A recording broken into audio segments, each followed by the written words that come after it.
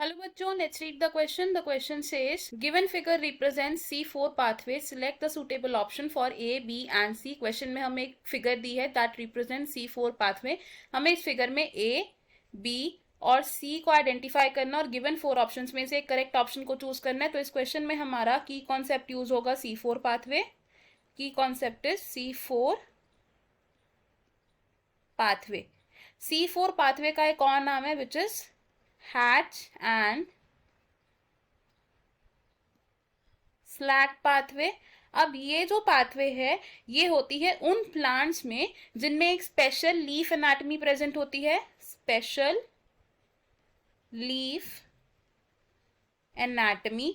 और इस तरीके की एनाटमी को हम कहते हैं क्रैन्स एनाटमी. एंड क्रैन्स एनाटमी प्रेजेंट होती है उन प्लांट्स में जो वेल अडेप्टेड होते हैं to dry and tropical conditions. C4 pathway operate होती हैं in bundle sheath and mesophyll cells. अब अगर हम देखें कि C4 पाथवे कैसे ऑपरेट होती है तो हम क्या देख रहे हैं कि ये सेल कौन सा है. It is the mesophyll cell and the lower cell is bundle sheath cell. अब सबसे पहले क्या होता है कि एटमॉस्फेरिक कार्बन डिफ्यूज होता है इनटू द मीजोफिल सेल्स और ये एटमॉस्फेरिक कार्बन क्या करता है combine with water. Atmospheric carbon combine करेगा वाटर के साथ in the presence of carbonic anhydrase और ये क्या बनाएगा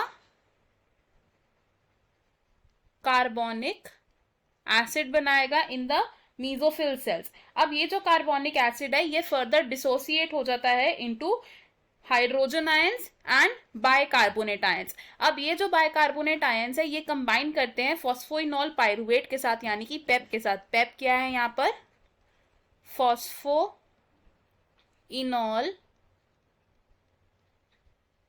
पाइरुवेट. अब जब बाइकार्बोनेट आयंस फॉस्फोइनॉल पाइरुवेट के साथ कंबाइन करते हैं तो इसमें क्या होता है फिक्सेशन होती है. तो यहां क्या है फिक्सेशन स्टेप हुआ.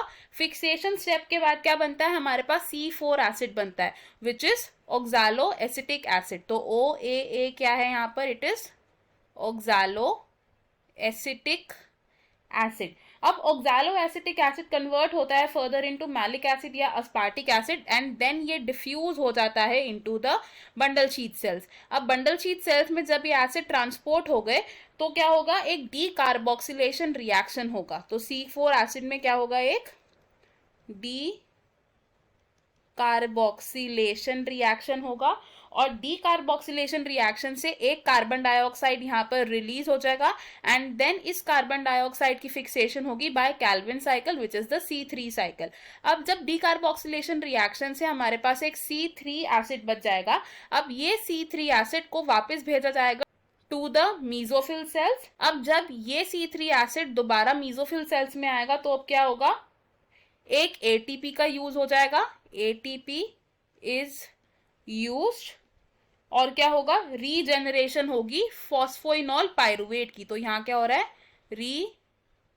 Regeneration of phosphoenol pyruvate and then ये साइकिल फर्दर कंटिन्यू होती है. तो हमारे पास अब जो ये डायग्राम दिया हम उसमें क्या बोल सकते हैं A step represents fixation, B step represents decarboxylation and C step here represents regeneration. तो अकॉर्डिंग टू दिस हमारा करेक्ट आंसर है यहाँ पर ऑप्शन डी. ऑप्शन ए हमारा रॉन्ग होगा बिकॉज ए स्टेप में डीकार्बोक्सिलेशन नहीं होती, बी स्टेप रिडक्शन नहीं है एंड ऑप्शन बी हमारा रॉन्ग होगा because B step transamination reaction नहीं है एंड ऑप्शन सी भी रॉन्ग होगा बिकॉज ए स्टेप में हमारी कार्बोक्सिलेशन नहीं हो रही है. हमारा जो करेक्ट और फाइनल आंसर है इस क्वेश्चन में वो होगा option D. I hope you understood it. All the best. Thank you.